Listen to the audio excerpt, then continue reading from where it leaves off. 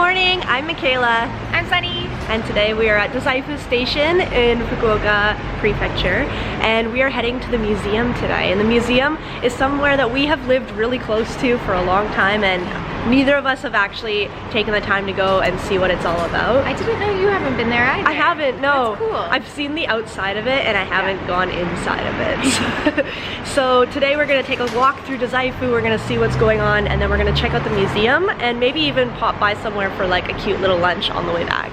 So from the station you go straight and you're gonna hit the main road, and the main road leads both to Dazaifu Tenmangu Shrine and the museum. Have you been to the shrine before?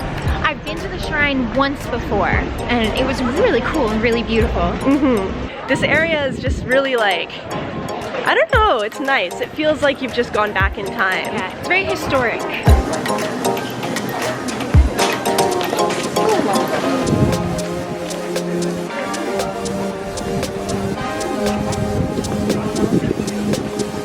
So we're about to go across this bridge that, like this famous red bridge that leads to Dazaifu Shrine. But did you know that there's like this rumor that if you cross this bridge like with your lover, they say that like if you stop halfway, then like it's bad luck and you'll probably break up. Oh no!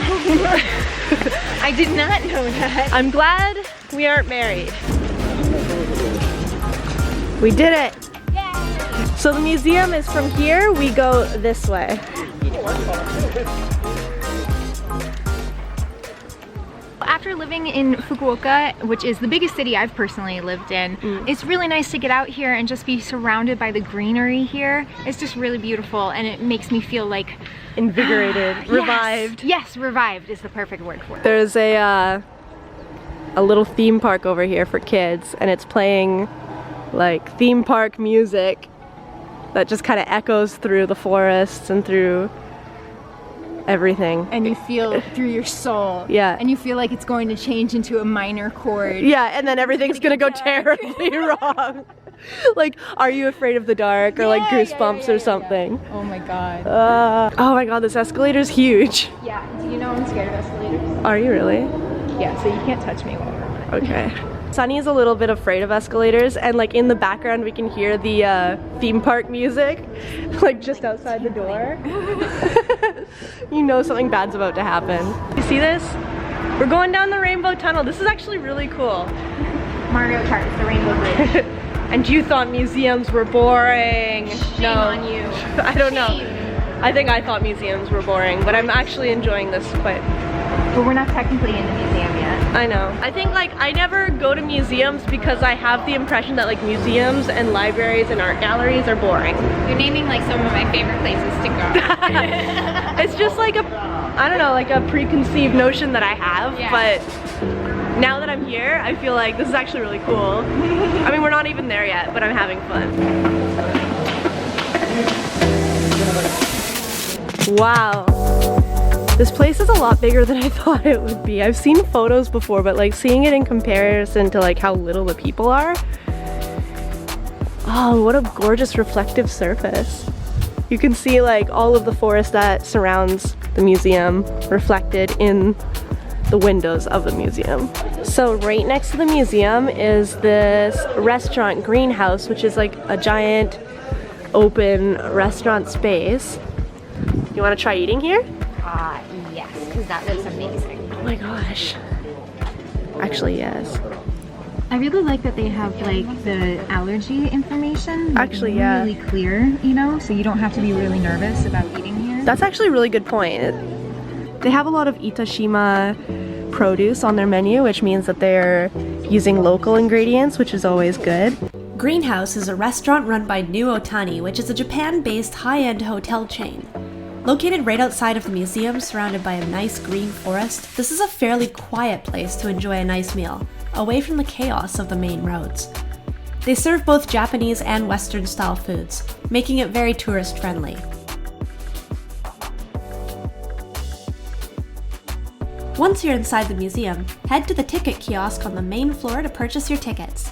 One ticket is 430 yen per person.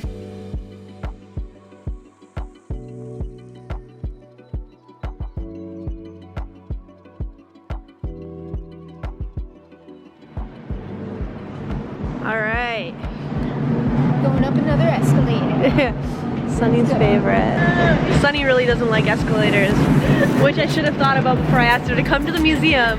That is like 90% escalator. It'll be worth it. Alright, so now that we have our tickets, we are heading up to the 4th floor. It's another very long escalator, and we're going to check out the monthly exhibition. But first, I heard that there's a place up here where you can borrow English guidance audio, which would be very helpful for us because we don't really know what we're doing. After setting up our audio guides, we headed into the exhibition area and headed straight to the Sarasa exhibition. This is a textile display that explains how traditional Japanese fabrics known as sarasa actually originated in India. It was interesting to see how the textile patterns changed into uniquely Japanese patterns and styles throughout the years. All the exhibits have translations in 4 languages: Japanese, English, Chinese, and Korean. There are a few interactive exhibits as well, which are a lot of fun when you're visiting with friends. Oh, yeah.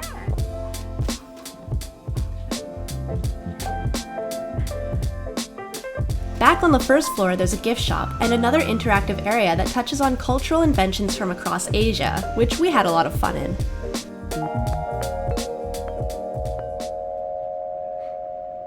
I'm a musical genius. Alright, that was a lot of fun. Sunny really likes museums. That's what I've learned today, because I like go around and I look and I'm like, very good, nice display, all's well. And Sunny's like telling me the history of everything and like how it's all connected and why it's cool and theories. I think in the end I didn't even need the audio guide because like having Sunny with me was just as useful. Yeah, but this is a really cool place. I'm really impressed by the scale, and I'd never been here before. Like I'd always seen photos of the outside and I knew that it was the big building with the reflective outside windows, but then like once I got here I was really blown away by like the scale of the entire thing. And then even like on the first floor inside we've got these huge high-rise roof structures, ceilings, that's the word, and like yeah, like a whole Yamakasa float display built in the background. Those things are pretty big, and for that entire thing to be inside a building like this, like, she tall. She tall. Anyway, what did you like about the museum? I actually need to come back because it wasn't enough time for me. But I did like that they have interactive stuff as well as like, I mean, I'll enjoy anything basically. As long as I'm learning something, I'm super happy because I'm a huge dork. But I do feel like But I do feel like they have like a lot of different kinds of displays. So a lot of people can enjoy that stuff. Yeah, for sure, for sure. Alright guys, so thanks for watching and we'll talk to you again soon.